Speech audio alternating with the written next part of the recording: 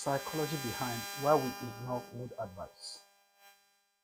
Has it ever occurred to you that sometimes you listen to an advice for someone and you know quite well that this advice is good, but you refuse to actually take the advice, you refuse to act on it? Or even you yourself, in your own mind, you know something that you're doing that is not good, but you find it so hard to stop doing it or change. You've actually talked to somebody about it and they've given you reasons why you should stop. But instead of you to stop, you realize that you found it so hard to stop and you are still continuously doing what you're supposed not to do. There's a psychology behind such action. There's a psychology behind such behavior. And that is the essence of this video. Because in this video, we'll be unraveling the mystery behind such behavior. Why it feels so impossible to take advice, or why it's actually feels so impossible for you to turn a new leaf as you are expected to. It could be your relationship, it could be a habit, it could be something that you know that is very good for you, but instead of you to actually take that advice, you turn a dead leaf. You refuse to take that advice, and you are wondering why it's like that since you know what to do and you have not done it. You refuse to do it. Now, welcome to Psychology Compass, where we unravel mystery behind human behavior, psychology, human relation, and everything that has to do with how people interact. Because over here, we unravel mysteries behind our behavior, and the essence of it all is to actually make each other better, to improve our relationship, improve ourselves, and discover new things about why certain things happen or why we behave certain way. So if you're new to this channel, kindly subscribe and let us follow this journey to make each other better. Now, watch this video from now to the end, because I'll be unraveling the mystery behind why we fail to take to advice even when we know it is good for us, why it is always very difficult to turn a new leaf. Now, follow me. At the beginning of this video, I asked a simple question: if it has happened to you, why you refuse to take advice? Or you are wondering why someone you have advised refused to take your advice, even though they agreed with you that what you said was good, but they just couldn't do what you have advised them to do. Listen to me.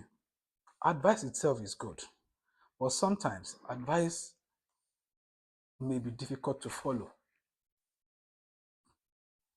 There are issues that make it to be like that, and I will be explaining them one after the other. You see, some advice are unsolicited. Some advice are unsolicited. Even when you, as an external person, observe that somebody needs to hear some truth from you, you need to advise them somehow. But because they didn't solicit it from you, they feel like, why would they change? Or even you yourself, you feel like, why would I change if I didn't seek your advice? So why is he or she advising me? Maybe that elderly person, maybe your brother, maybe uncle or something advising you. Feel like, why is he advising me? I didn't seek for his advice. So some advice can feel unsolicited, and when it's like that, naturally human mind resists such advice. Number two reason why people actually refuse to change when they listen to advice is timing. Sometimes when you are being advised about certain terms, certain issue, but the timing is not right, the timing is not accurate, the timing is not perfect, you feel like it is wrong at that time. So timing is very, very important. For example, somebody is advising you to get married. Maybe they felt you are due for marriage, but they don't understand that the time in your life that you plan to actually get married has not come. You have not gotten to the stage where you feel you could take that step. So the timing becomes very difficult for you to accept it, because you feel like it is not right time. So the timing is another issue that makes people to actually not turn a new leaf. Then number three is that by nature, nobody wants to be controlled. In our mind, we feel like when they give us advice, we feel like they are controlling us. So somehow, your mind is acting against receiving such information, because you want to actually enjoy your autonomy. So when anybody advises you around that period of time, you feel like, I do not need to follow his advice because even though I know it is good, if I'm following his advice, it makes him feel like he's controlling me, and I wouldn't want that. And let me be clear to you: people change when they feel they are ready to change. So if you advise anyone and the person is not yielding to your advice, don't make it a problem with them. Just understand the fact that you've done your own part in advising them, and the change is actually what they need to do. So it's coming, it will come from them, not you. Because human mind resists compulsion.